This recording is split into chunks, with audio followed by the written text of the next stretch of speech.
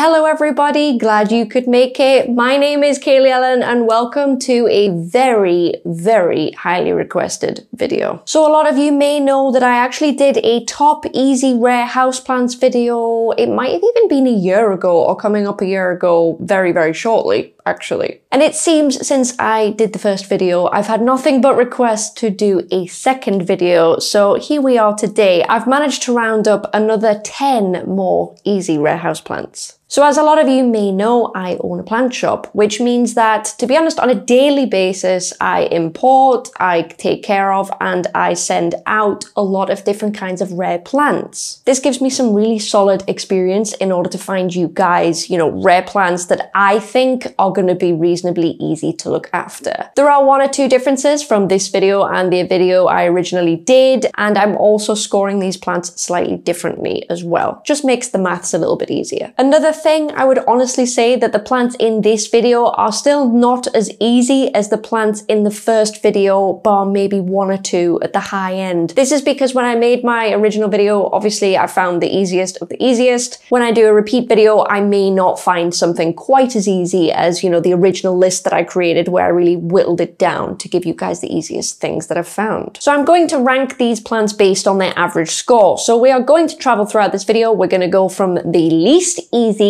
to the most easy. So all of the plants in this list are easy, but the ones I mentioned first are not as easy as the ones I mentioned last. The first factor is light, or more specifically, tolerance of low light. This does not mean no light, it simply means low light. So reasonably dark corner of a room where, the plant's not really that exposed too much. The second factor I would like to tackle today is underwatering. So how resilient is this plant to underwatering? How quickly does it recover when it dries up? Can it handle it or can it not? The next factor I actually swapped out for temperature last time. I've swapped it for overwatering this time, mainly because I think that it's more important to everybody than temperature. The next factor we need to consider is tolerance of low humidity. And no, I don't mean no humidity. I'm talking somewhere between 40 and 50%. I will get slightly more specific when I mention plants in this video, but just kind of assume that when I say low humidity, I do not really mean lower than 40%. The next factor we need to consider is shipping. So how well does this plant ship and how tolerant is it generally of the shipping process? So do we get yellow leaves? Does it drop leaves? Does it dry up into a crisp? Is it recoverable if you stick it in water? What are these plants like to ship? Do they look the same when they come out of the box as when they went in the box? And last but not least, we are measuring the rate of growth, or the growth rate, just so we have a rough idea of how easy these things are to grow, and maybe if you're looking to propagate things, is that a factor to consider when you want to buy these plants? So moving from least easy to most easy, the first plant on my list is the Monstera esqueleto. Now I must very quickly mention, this is basically what a lot of people know as Monstera epipramnoides. It has actually been formally, reclassified since. So if you're a little bit confused, just think of it as Monstera epipramnoides, even though we don't call it that anymore. So for lighting conditions, I give these guys a 4 out of 10. So not great. Now Monstera can generally take low light conditions, but I find that this plant just isn't very happy in low light, as in light that is too low. And if it's not happy, you may get yellowing leaves, but it's unlikely. The most likely thing that's going to happen is this plant is going to start producing runners. So you won't get any foliage, you'll just get runners with just nodes on. So in that sense, it could be a pro for some people, it could be a con. But for those reasons, I'm actually giving this plant a 4 out of 10 because if it doesn't get the conditions it likes, it's not going to continue to grow in the way that we would want it to. For underwatering, I actually give this plant a 3 out of 10. I don't think this plant loves being underwatered, despite it being a Monstera and despite it being reasonably tough. I do find that these leaves are actually a lot thinner than many other different kinds of Monstera, so that could be a contributing factor. But I find if I underwater mine, I can sometimes get yellow leaves emerging pretty quickly. I do think they prefer to be on the slightly moister side. Conversely, I give this plant an 8 out of 10 for overwatering, as I do find that these roots on these plants are very thick and meaty, and they can kind of take a punch when it comes to overwatering. No, I'm not suggesting you overwater it all the time, but if you do, you're probably not going to see any issues and the plant should recover just fine. For tolerance of low humidity, I give this plant a 7. Now, I think this plant sits reasonably well in 50% humidity, and that's not a great amount for an aroid. I don't really recommend taking it to 40 just because I feel that the leaves are very thin. It might do okay. I haven't really pushed it any lower than 45%. To be honest though, the plant isn't really going to thrive in anything lower than that at all. So you're best off keeping the humidity up, but I do think the plant is kind of tolerant. For tolerance of shipping, I give this plant a 4 out of 10. Now, in my experience, Monstera, unless it's like literally Deliciosa or Thai, they don't really love being shipped. They especially don't love being shipped with any extra water. So if you water them right before you ship, the plants just do not like that at all, and you will definitely get yellow leaves. So not amazing at all on the shipping front. If you're going to ship them, I do recommend you keep them a little bit drier to kind of combat that. For rate of growth on these Monstera, I give them a 5 out of 10 because if you do not give them what they want, they won't grow. They will not deteriorate, so they will not, slowly die and turn yellow, but they won't really grow. They will either stay as they are or they'll just send out runners. So for that reason, I'm not scoring them very highly at all for rate of growth. This gives us an average score of 5.2 out of 10, so not amazing. It's kind of mid-road really. Next up, we have the Philodendron Paraiso Verde, and I'm going to start with light. And for light, I actually give this a 4 out of 10. It's not amazing. Now, this plant will grow in low light, being that it is a philodendron, but it's not going to look very sexy. Like, it's not going to look like the plant that you want it to look like. So you will get growth, but you will get very long petioles and very slim leaves. So you really kind of need to give this plant above average light, in my opinion, for it to grow really, really nicely. For underwatering, I give this plant a 7 out of 10. And that's mainly because I find that these plants are quite woody and their stems are quite woody, which usually means they can conserve water reasonably well. So if you happen to miss a watering or two, they should be okay. When it comes to overwatering, I find these plants are a little bit more on the delicate side. They don't really love being overwatered, and it will take not a lot at all for you to get a yellow leaf if you push things just a little bit too far. So for that reason, I'm giving it a 5 out of 10. Tolerance of low humidity, I give this plant a 5 out of 10, mainly because if you don't give this plant the humidity it needs, it is more prone to leaves kind of buckling inside the caterpillars and not coming out properly, and you'll actually get slapped leaves. Not only that, but the leaves won't grow as big. So again, if you want this plant to look kind of how it's supposed to look, how everyone has it looking on Instagram, you are going to need to give this plant slightly better conditions in order to get that. It's not good news for shipping, I'm afraid. I give these plants a 3 out of 10. Now, they don't ship terribly, but I do find in cooler conditions, you're almost certainly going to get a yellow leaf or two. They just do not like being shipped. They seem very, very finicky compared to a lot of other philodendron. Growth rate, however, they're actually very, very fast. So I give them an 8 out of 10 for rate of growth because, to be honest, you don't even need to keep them that happy and they will just pump out leaves very, very quickly. So if you're a fan of things that grow quick and you like being entertained and you need to be kept busy with new leaves, then this is definitely a plant to consider. This gives the plant an average score of 5.3 out of 10. So again, not amazing. Plant number 3 might surprise a few people. This is Anthurium crystallinum. Now hear me out. Honestly, hear me out. So for tolerance of low light, I actually give these plants a 6 out of 10, which is quite high. I've had a lot of crystallinum kept in a more dark corner of my shop, and they kind of just got left there, and they've done nothing but pump out really big, round, plump leaves. So that's a huge plus point. If you have a darker spot, but you really fancy a kind of sexy, velvety anthurium, then it's a kind of good option for that. So this might surprise a few people, but for underwatering, I score this plant an 8 out of 10. Now, as these plants are anthuriums, they do genuinely appreciate a kind of wet, dry cycle. So they do like to dry out quite a bit before they're watered. For this reason, they're really, really great. If you do underwater and you do leave them that little bit longer, they're probably not going to suffer too much. For tolerance to overwatering, I give these plants a 5 out of 10. Now, anthurium are what are known as epiphytes. And in this case, it means that the plant will generally take, in the natural environment, of course, it will take its nutrients from things like bark, fallen debris, and things like that. Not so much air as with other epiphytes, it will take its nutrients from elsewhere. For this reason, they are not that tolerant to being overwatered because they rely on oxygen quite a bit in order to aerate the roots. So they're not going to love being overwatered, but they can probably handle a flush or two. Just be careful.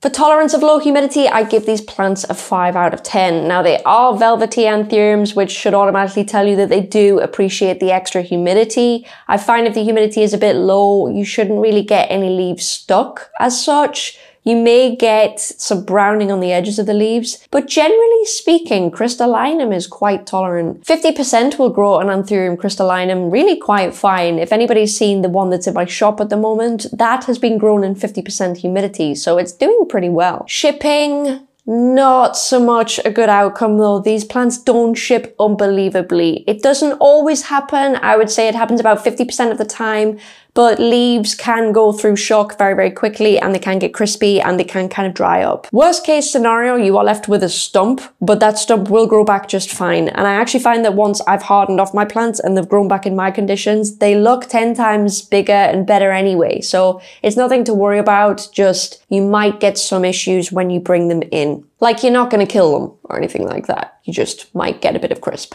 For rate of growth, I give these plants a 6 out of 10. So they're not actually that bad. What can happen is they can go dormant for a period of anywhere between a few weeks to a few months. But once they leave that dormancy period, you will see that they grow reasonably fast. Keep them happy and keep them warm. You'll get some really good growth out of them. For Anthurium crystallinum, these scores together give an average of 5.5 out of 10. So we're moving up like incredibly slowly.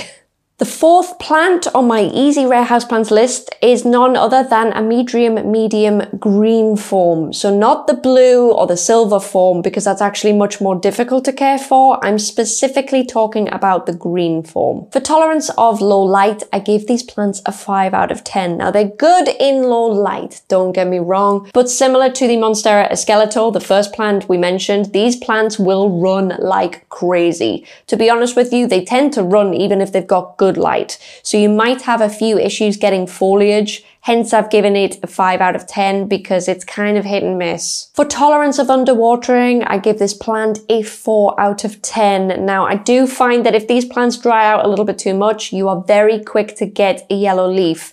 And I reckon that's because of the thin stems that the plant has, i.e. if the stems are thin and the leaves are thin, this plant cannot conserve water very well. So it isn't really that tolerant of underwatering. The plus side of that, however, is that it can kind of tolerate overwatering a little bit more. So for tolerance of overwatering, I give this plant a 6 out of 10. No, it's not invincible, but if you keep it slightly on the moisture side, it's going to forgive you no problem. For tolerance of low humidity, I give these plants a 6 out of 10. Now I find that they're fine in 50%. I wouldn't really recommend lower than 45% because as I mentioned before, these leaves are very thin and I'm not so sure they're going to perform well and look great in low humidity because they're very, very thin and very, very fragile. It gets better though, because for shipping, I give this plant a 9 out of 10 because honestly, it ships really, really well. And if you get yours in and it's a little bit wilted, if you pop that in water, straight up the next day, it's back, it's plump, and it looks lovely. It recovers very, very quickly from the process, and it doesn't really suffer during the process. I don't seem to get yellow leaves. I don't seem to get browning. The worst that seems to happen is, as I mentioned, it will wilt, but if you just pop that in water, it will plump straight back up easily within 24 hours. Growth rate, I give this plant an 8 out of 10 because it does grow quickly. You just have to fight with the endless, and I mean endless, runners that grow from these plants. I have to keep chopping mine off at the shop because they will not stop growing. Overall though, a really, really fast growing plant. Can recommend. These scores together give the plant an average score of 6.3, so we're definitely getting easier now within our score range. The next easy rare house plant is one that I think a few people might be pleased about, and that is the Syngonium variegata. Tolerance of low light, I give these plants a 5 out of 10. Now then, they will continue to grow in low light. They won't actually cease to grow. Your problem is that these plants will get very leggy in low light and they just won't look that attractive attractive. They won't look like the plant that you wanted it to. So I do advise giving it a little bit more light in order to combat this. Underwatering, not amazing. I give this plant a 3 out of 10. I do find if you go a little bit too low on the water, this plant will start to go crispy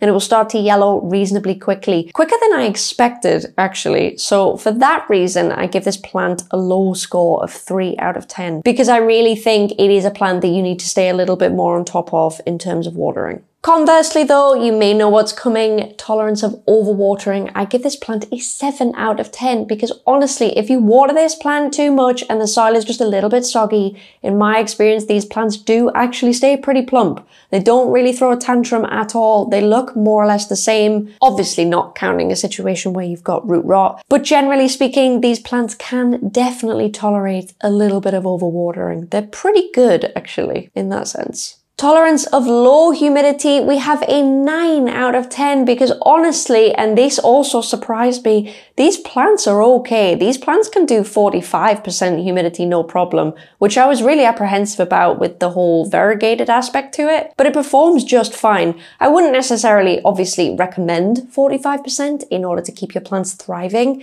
but it can handle it. I'm pleased to say it can handle it. Lastly, for rate of growth, I give this plant an 8 out of 10 because it really does grow quickly. You can get a really long vine out of these plants in no time at all. So if you're looking to propagate this plant, either to give to friends, either to make a nice big bushy plant, or maybe it's to sell, you will have no problem with this. Honestly, it grows pretty quickly. This gives us an average score of 6.5 out of 10. So we're moving up very, very slowly on the scale. The next plant I have for you guys today is reasonably new, and by new I mean it's coming into fashion this year. I got it into my shop and I did find it was quite an easy plant to take care of. I was very surprised, and that is the Philodendron Domesticum variegata. Tolerance of low light, I give these plants a 6 out of 10. So if you do not give these plants the light that they quite want, they will not stop growing. They will simply produce growth that is less desirable. So you'll get smaller leaves, you'll get the plant looking a little bit more leggy,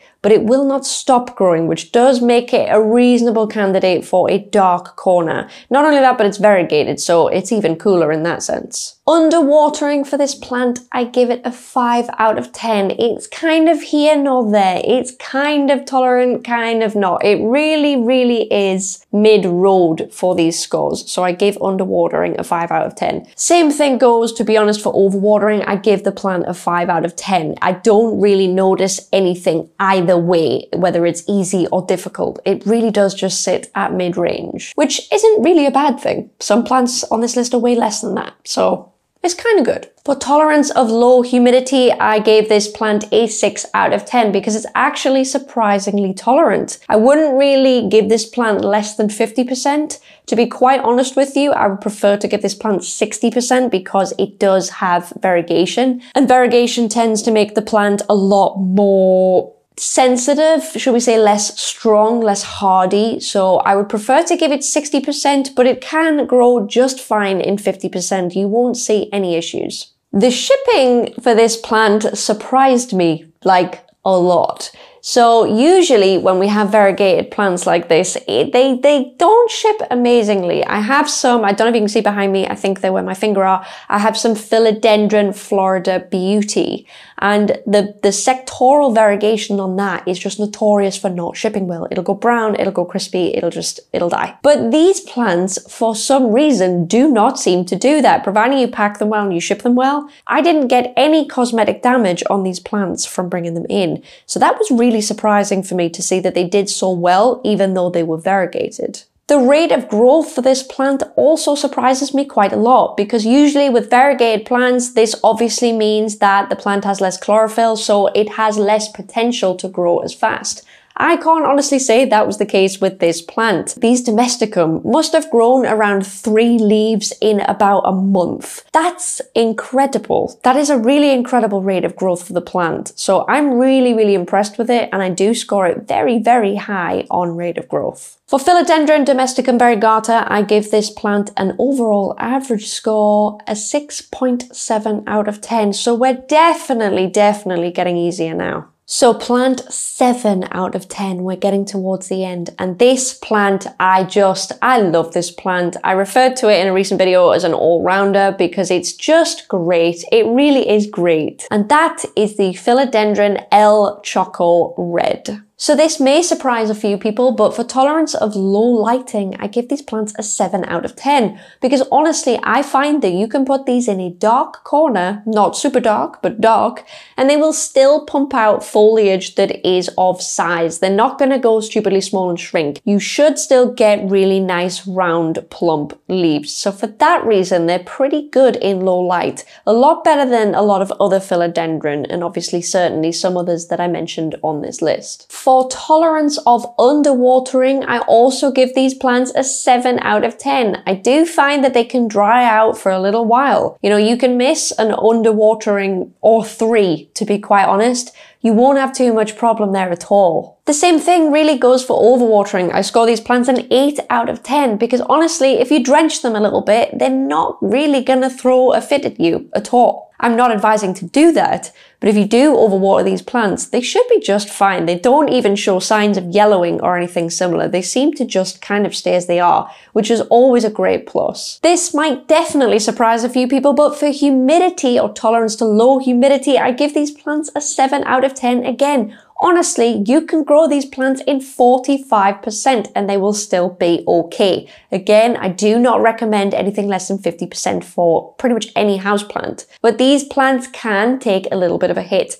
which does surprise me as they are velvety in texture. So that's really, really good news if you're not always there to fill up your humidifier, or perhaps you live in a slightly drier climate. This is absolutely a plant to try in terms of being able to take a punch when it comes to low humidity. Shipping these plants, I give them a 6 out of 10. And the reason for that is basically I find that they are hit and miss. So on some occasions, the plant will get there and there will be absolutely zero issues. Nothing. The plant looks exactly the same coming out of the box as it went in. Other plants, if they suffer a little bit in transit, you can get brown spots, you can get yellowing leaves, and you can get crispy leaves. So it's kind of a bit of a spectrum when it comes to shipping. It's not a clear winner in contrast with a lot of the other plants on this list, but it is very, very good at shipping generally. It's really nothing to worry about. For rate of growth, I give these plants a 6 out of 10. Now, they're not super fast growers and they're not super slow growers. They kind of are mid-range.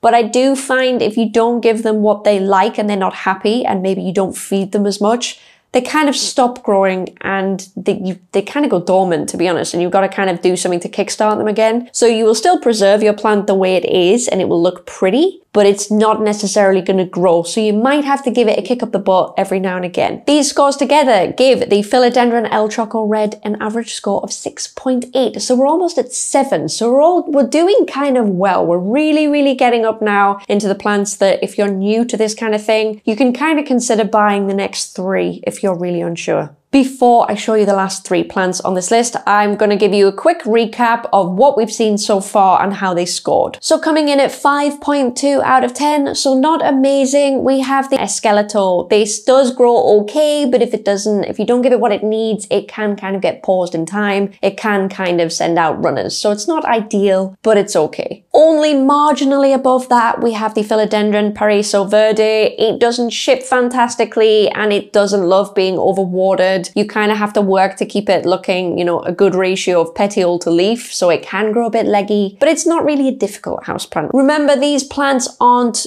difficult. They are easy, they're just the least easy on this list. Possibly a little bit of a surprise to some, we have the Anthurium crystallinum coming in at 5.5, so it's all right. For an Anthurium that's big and velvety and sexy, it's definitely a contender if you're looking for something a little bit on the easier side. Beware of them when they ship, but once they recover, they will look really good. Amedrium medium green, I gave that a 6.3 out of 10. So it's definitely on the easier side. It can grow very, very quickly. It does have thin leaves, so definitely be careful with underwatering. It won't love you. But overwatering, it can actually tolerate it pretty well. So it's a good choice if you're a little bit of an overwaterer and you want something that looks a little bit Monstera-ish, because I know that's kind of a bit of a mood for everybody right now. coming in at 6.5 out of 10. So getting much easier, we have our first variegated plant, which is our Syngonium variegata. Very, very, very quick growers. Just be aware of them growing a little bit on the gnarly side if you don't give them quite as much light as you want. They do propagate very quick though, so if you're looking to propagate this plant quickly, this is absolutely a good candidate for that. For our second variegated plant on the list, we have the Philodendron domesticum variegata coming in at 6.7. So surprisingly easy for a very sexy variegated philodendron. Ships really well, grows really well, doesn't really have an opinion on over or under watering, but it's a very, very sexy plant. It's also becoming very, very fashionable at the minute. Last but not least, so far, we have the Philodendron El Choco Red coming in at 6.8. Again, I see this plant as an all-rounder because it has visually a lot of hallmarks that a lot of people look for in a really big, sexy, heartleaf philodendron. Not only that, but they grow well, they respond to underwatering, they respond well to overwatering, they're tolerant of low humidity. They're really, really, really beautiful plants. Right then. We have 3 plants left and these plants are all pretty easy. I think a lot of people are going to be happy to hear this because this plant is a bit of a classic in the world of philodendron. And I know a lot of people even now are still looking for it even though it had its moment last year. It hasn't really slowed down in terms of demand, and that is the Philodendron gloriosum. Yes, really. So for tolerance of low light, I give these plants an 8 out of 10. I do find that you can still get really nice, big, pretty round leaves out of them. The only thing I will say is if you don't give them enough light, they will reach for light very, very quickly. Like they will move over to a light source very quickly. Not only that, but the petioles can get very, very long and just stretched. So it doesn't necessarily look how you might want it to. So you might be better off giving this plant more light purely in terms of visual aesthetics and keeping the plant looking, you know, just the way that a lot of people expect the plant to look. For tolerance of underwatering, I give Philodendron gloriosum a 7 out of 10 because just like Philodendron El Choco Red, these plants can really go just fine in a dry spell. And honestly, you won't get browning, you won't really get yellowing, you won't really get much of anything. The plant will stay looking the same. Obviously, if you never water it, you're going to get damage. That goes without saying for any plant. But generally speaking, these plants really do tolerate underwatering quite well, which surprises me given that they are quite velvety in nature, because that can sometimes have an effect. But this plant does have, you know, really big, round, fat, solid petioles, so that does help when it comes to underwatering. For tolerance of overwatering, I give these plants a 6 out of 10. Honestly, they're okay. No, they don't tolerate being soaked, you know, endlessly, but what plant does? But generally speaking, if you overwater these, they're going to be okay and they shouldn't show too many signs. The first sign you would get would be a yellow leaf, but I think you can overwater at least once before you get this problem. So they're not so bad really. For tolerance of low humidity, I give the gloriosum a 6 out of 10. Now they're not bad, but with this philodendron and a lot of other velvety philodendrons, they do really appreciate the extra humidity getting leaves to unfurl. To be honest, any philodendron with a nice big heart-shaped leaf, you should really be giving them 60% or more, definitely. But this plant can take 50 no problem and still be okay. You shouldn't see any problems, but if you do, 100% up the humidity and the problem will just go away. Philodendron gloriosum also ship pretty well. I give these plants an 8 out of 10. Every time I ship a plant, every time I have a plant shipped to me, it doesn't really come with yellowing leaves. It doesn't seem to go into shock like a lot of other philodendron might. Now I know I unboxed some plants in Tuesday's video just gone in my shop, and the Philodendron gloriosum in that video didn't look very sexy at all.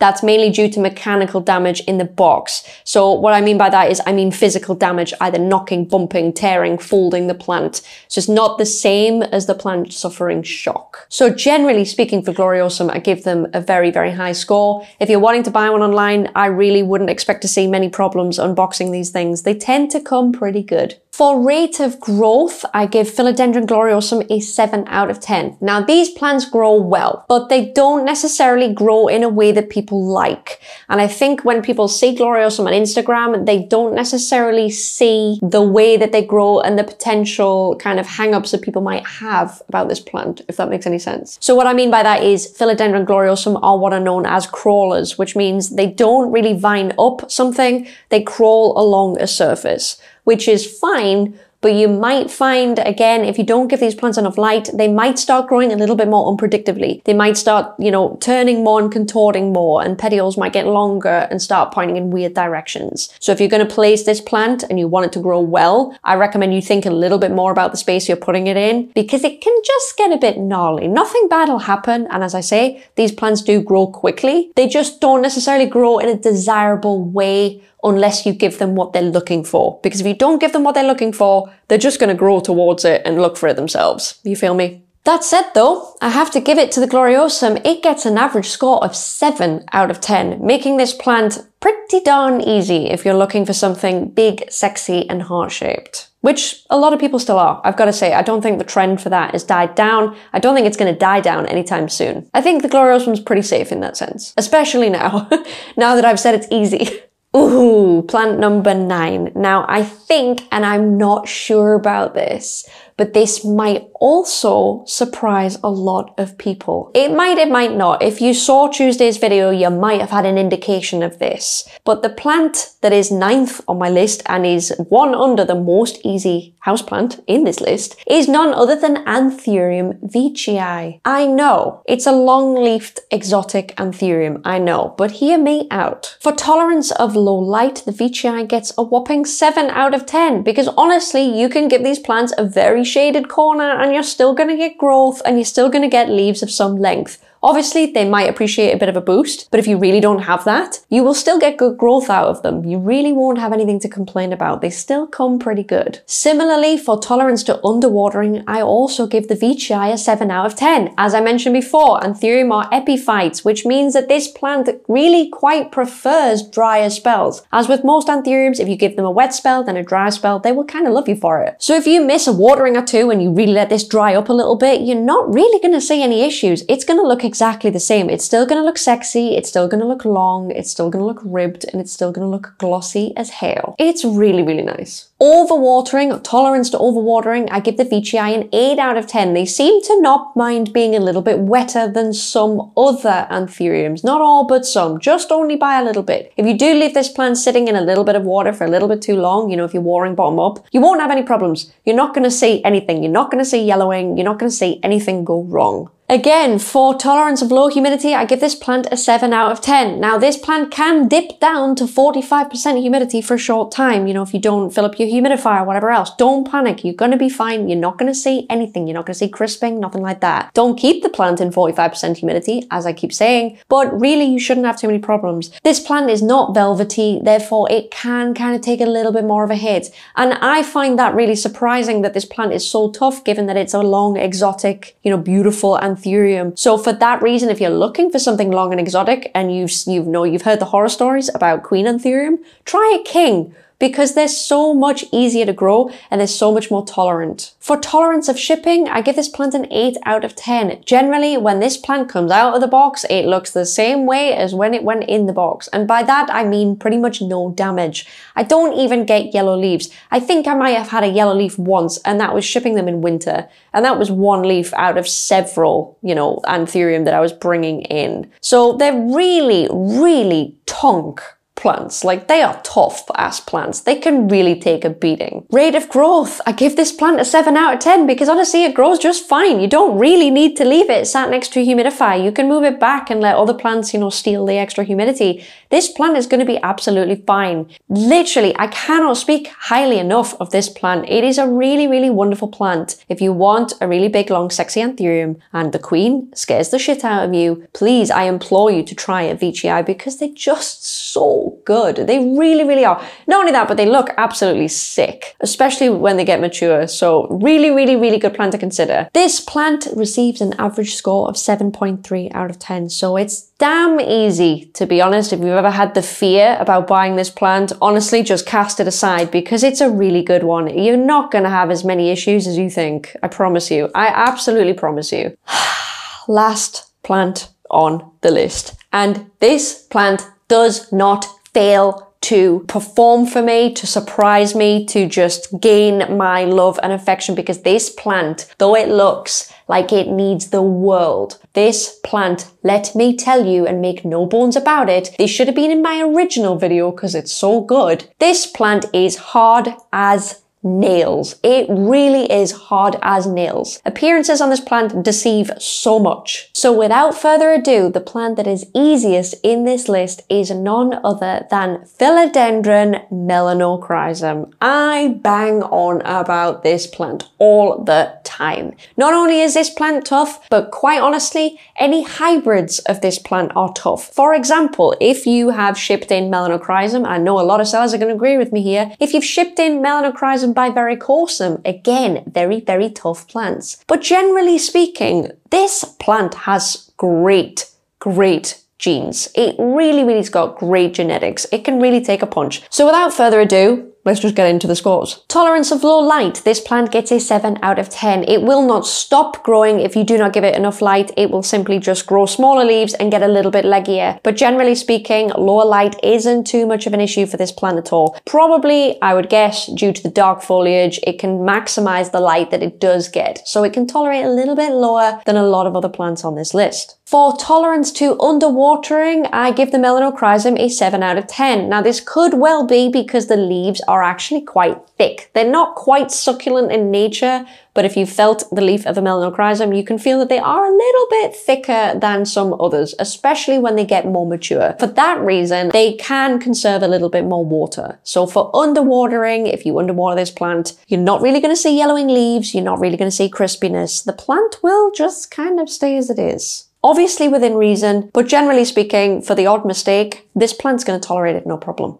Okay. So overwatering, let me tell you a little story. I had an instance in my shop late last year. It was in winter. I think one of the melanos at the front got watered one too many times, and the plant actually developed a root rot. I checked it, the plant had literally nothing, and I mean nothing at the base. It was still a stem. I didn't really have time to deal with it, and it was only the one plant, so I put it in new substrate that wasn't as wet, and I stuck a little tag in it that said, you know, do not sell, this plant has root rot, and I put it somewhere else to recover. Now I had to do that because throughout the recovery of this plant, let me tell you, not one leaf was dropped.